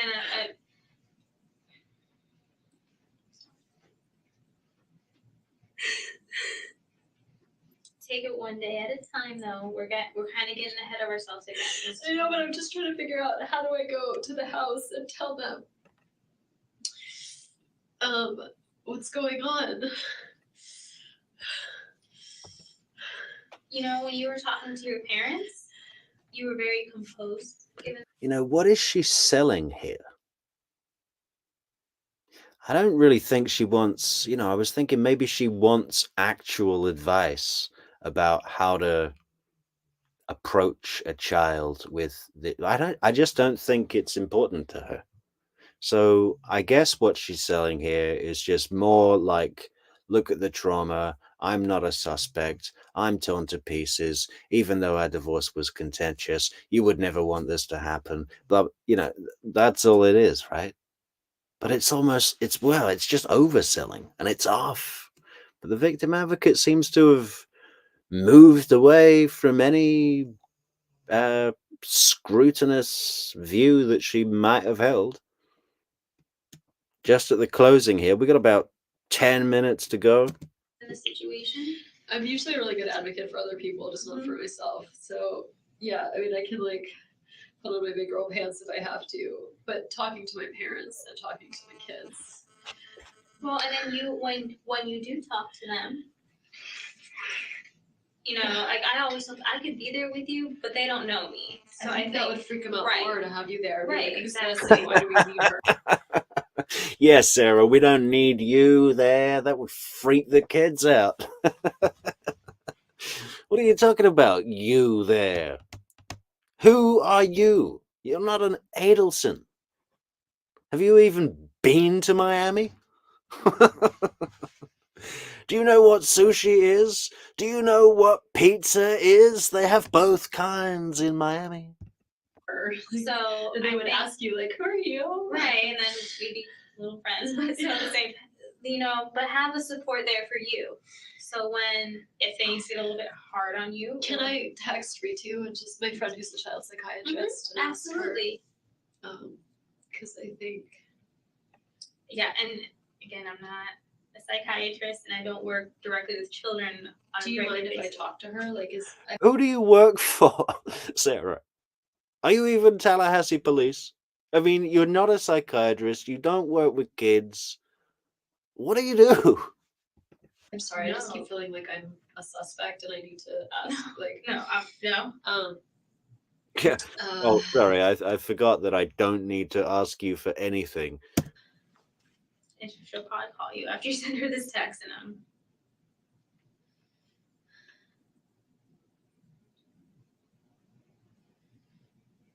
I'm gonna run out of batteries soon. I can't believe it's almost 8 o'clock at night. I know. How bad is your battery? I have 36%, which isn't terrible. I was gonna say I have. You know what psychopaths really like to do, I think is common in all of them, is to observe their work, right? To set something in motion and just watch the fallout. You know, I could really see Wendy driving someone so crazy that they hung themselves. And she'd just, you know, she'd then tell the story like, oh yeah, he just wasn't very well adjusted, you know. I think there was a trauma that he had in his past that he could never really move away from. And he took his own life. She loves it. Hey, what my desk. It's an older one. It's not one of the. Oh, then yeah, I just did it to you. Sorry. I really wish I had taken a shower this morning. My plan was to go to this lunch and then come home and work out and shower and then be ready for this party tonight with the boys. Plans are funny. Wendy, it was a huge, delicious lunch, okay?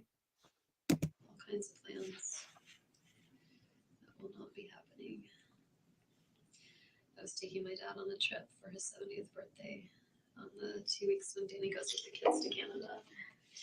I was thinking about that before of like, if the situation were reversed, I want to make sure that his family has access to the kids, you know, that like they can feel like they didn't have a good relationship with them before. They're pretty difficult people, but these are their grandkids, you know.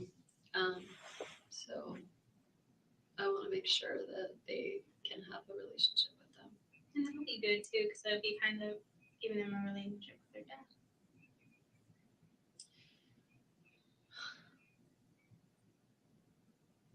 How did this happen?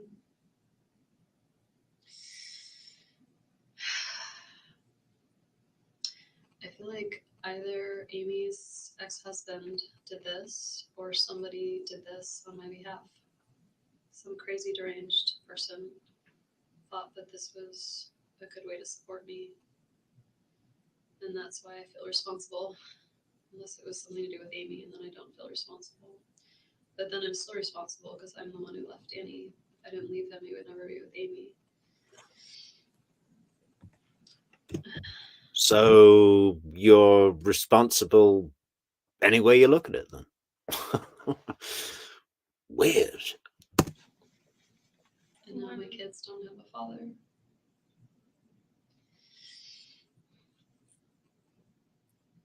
I can see why you'd have that logic of that blaming. Are you kidding, Wendy? Daniel Sack's probably on a plane from Massachusetts as we speak.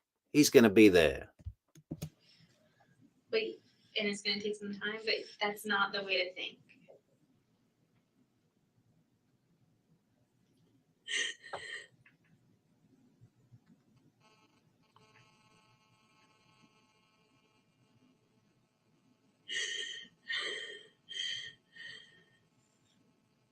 You did what was best for you and your kids.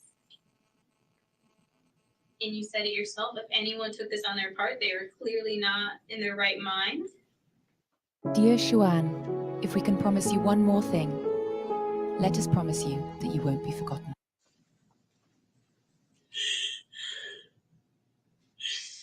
I feel like by complaining about how difficult he was, like I inspired this lunacy.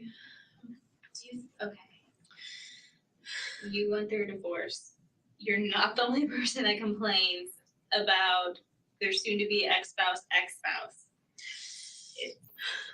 Divorces aren't really things that happen to people that are completely happy and together, and each person's going to talk to their person. Yeah, everybody fights over a tennis racket. What are you talking about, Wendy? Not your fault. Okay? You did what you needed to do for yourself. Yeah, you did what you needed to do for yourself. You lied on your asset declaration. You you know, you tried to illegally commit fraud and stitch up Professor Markel. And just because you confided in friends and family and got the support that you needed, doesn't give anyone in your friends or family the authorization or even to conclude that that was an okay thing to do. If it was even something. You know what Sarah reminds me of when like high school girls are talking to each other and they're like talking about a boyfriend or something, like they're adults. They're kind of like pretending that they're adults and that they understand anything. I mean, like, funny. Like that.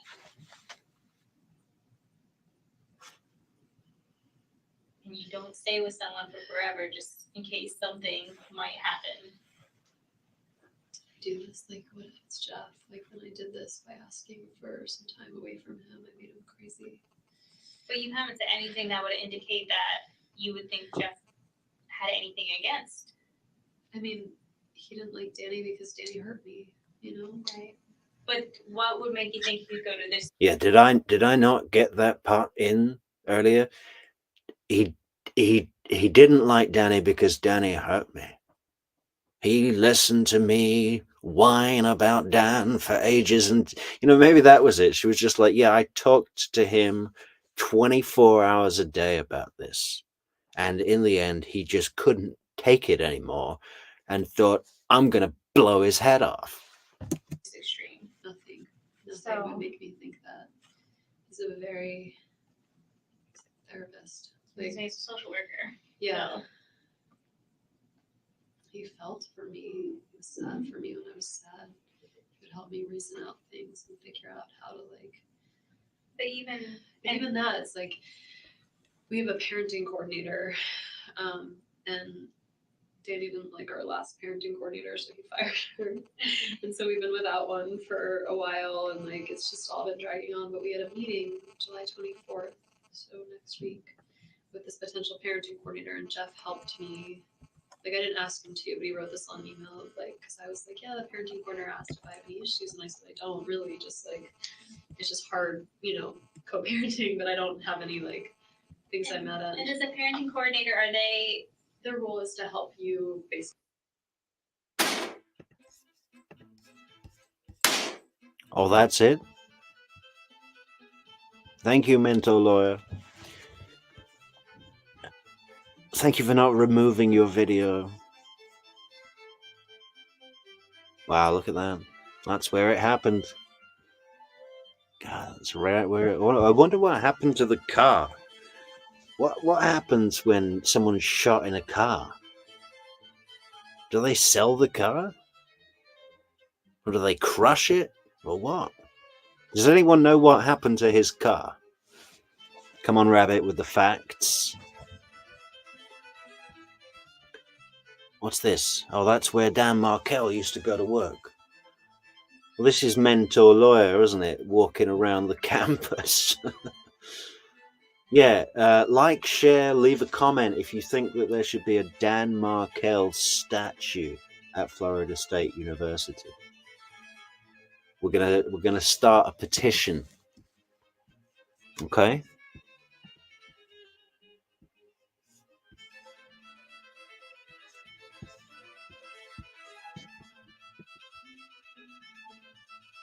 Does anybody want to see what the food is like at Mosaic, the restaurant where Wendy was having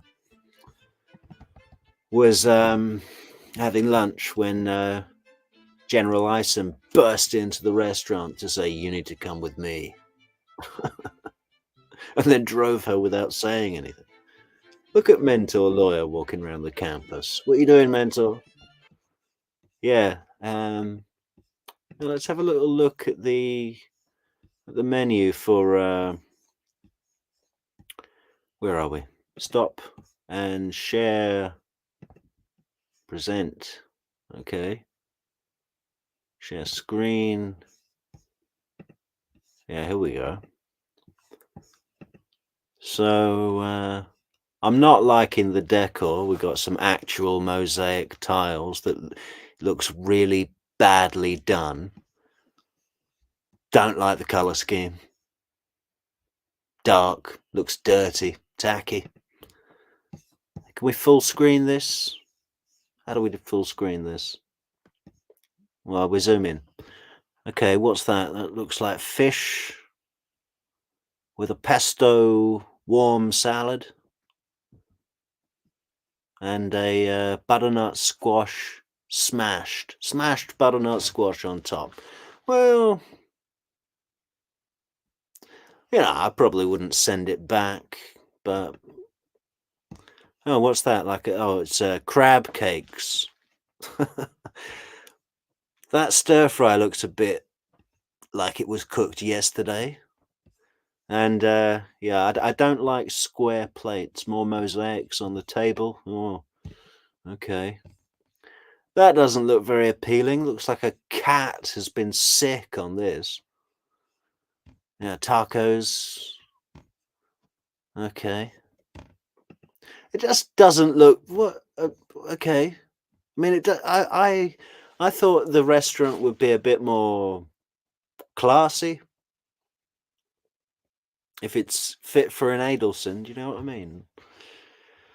I don't, what do you call this thing? A grilled cheese, or is it a steak sandwich, or what? I don't know. It's just toast with filling. Can I get a toast? God, what is that? That's wedges. Again, they look really old. That's it. Yeah. Is it still open? There we go. And where is it on the map? Let's have a look at the map. Okay, so where's Trescott? I think that's it, isn't it? Thomasville Road. No.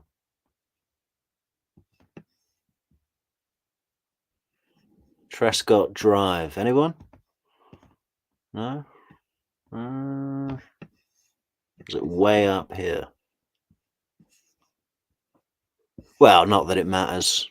There's people doing that map thing all over the place. They've got the little car, driving around. We don't need to see it again. Okay, well, we did it, folks. We got all the way through a 5.5 hour interview, 6-episode special. What are we doing next? We are doing Jeffrey Lacasse, and we're going to do Jeffrey Lacasse's looking at each one of his court testimonies. That's 3 occasions. We're going to see the pattern, the differences, what kind of questions people ask. There's 3 versions of the state. I think it's all Georgia Cappleman. I was watching a bit of Sarah Dugan question Catherine Magbanua in the second trial for Katie today, and we forget that she's pretty good too. She's got a bit of a different style from Georgia Cappleman. Georgia Cappleman is known for her just unaffected demeanor. Barely gets rattled, looks almost bored most of the time. And I like that because it shows that she's not threatened. But Sarah Dugan, no fault to her, she's a bit more feisty. And Catherine Magbanua is quite feisty, so they clash a bit. And it's great. So maybe we'll have a look at that too. But Jeffrey Lacasse, we're going to look at each one of his trial testimonies and see the difference. Because on the last Charlie Adelson trial, he looked beat, he looked broken, he looked old, he looked thinner and so red and puffy, so sweaty. Liar. They lied to Tallahassee, and the people of Tallahassee were too stupid to see it. What else? Yeah, and then we're doing looking at the question, the defense from Tara Kawas and Christopher DeCoste for Katie Magbanua from the viewpoint of if they were hired by Charlie to basically protect Charlie by naming Charlie and acting like they were doing a really good job for Katie, because they did. I've been thinking for ages that they did a really good job. But lately I've been watching it again and again, and they seem to be stitching her up in places. So I just want to do a bit of a walk through, slow walk. What's Rabbit got to say before we go for the night? Georgia Kappelman is the daughter of a very talent-famous Florida State University football star. He played professional football at one point, so is a rock star. I believe you, Rabbit. I mean, she totally has this. I mean, she's incredible. Major Georgia Kappelman fanboy over here. Definitely, she's great. Yeah. So we should probably do an entire video about Georgia, but I think I might not do that as a live. I might do something a bit more creative for a look at Georgia. We gotta throw a load of stuff together for her, because there's just so much. There's so much content to break down. The way she speaks to the judges, the jury. You know, ladies and gentlemen, use your common sense. I love Charlie's impressions of her. Yeah, I guess we'll do some of that just for a laugh as well. We'll have a listen to Charlie. Probably not do a slow walk through the whole thing, because it gets repetitive. Man, does he repeat. I should have gone with my gut. I should have gone. God, and he really sounds like a caricature of a spoiled rich kid. It's so funny. And Georgia's got to love listening to it in her office with a bourbon, with a bullet bourbon. It's her favorite drink. Okay, so yeah, be sure to subscribe to the channel. Everyone who's listening, we've got them rolling in. Just keep them coming, keep them coming, keep them coming. Like, share, leave a comment. Watch out for the potato head merchandise, the sock puppet merchandise. We got a shitload more t-shirts. I mean, a boatload more t-shirts coming out. Stay tuned. Be safe. Be dignified. Don't be an Adelson. Good night, all. And thank you, Rabbit. Thank you for the facts. Be sure to be back with more facts. Adios.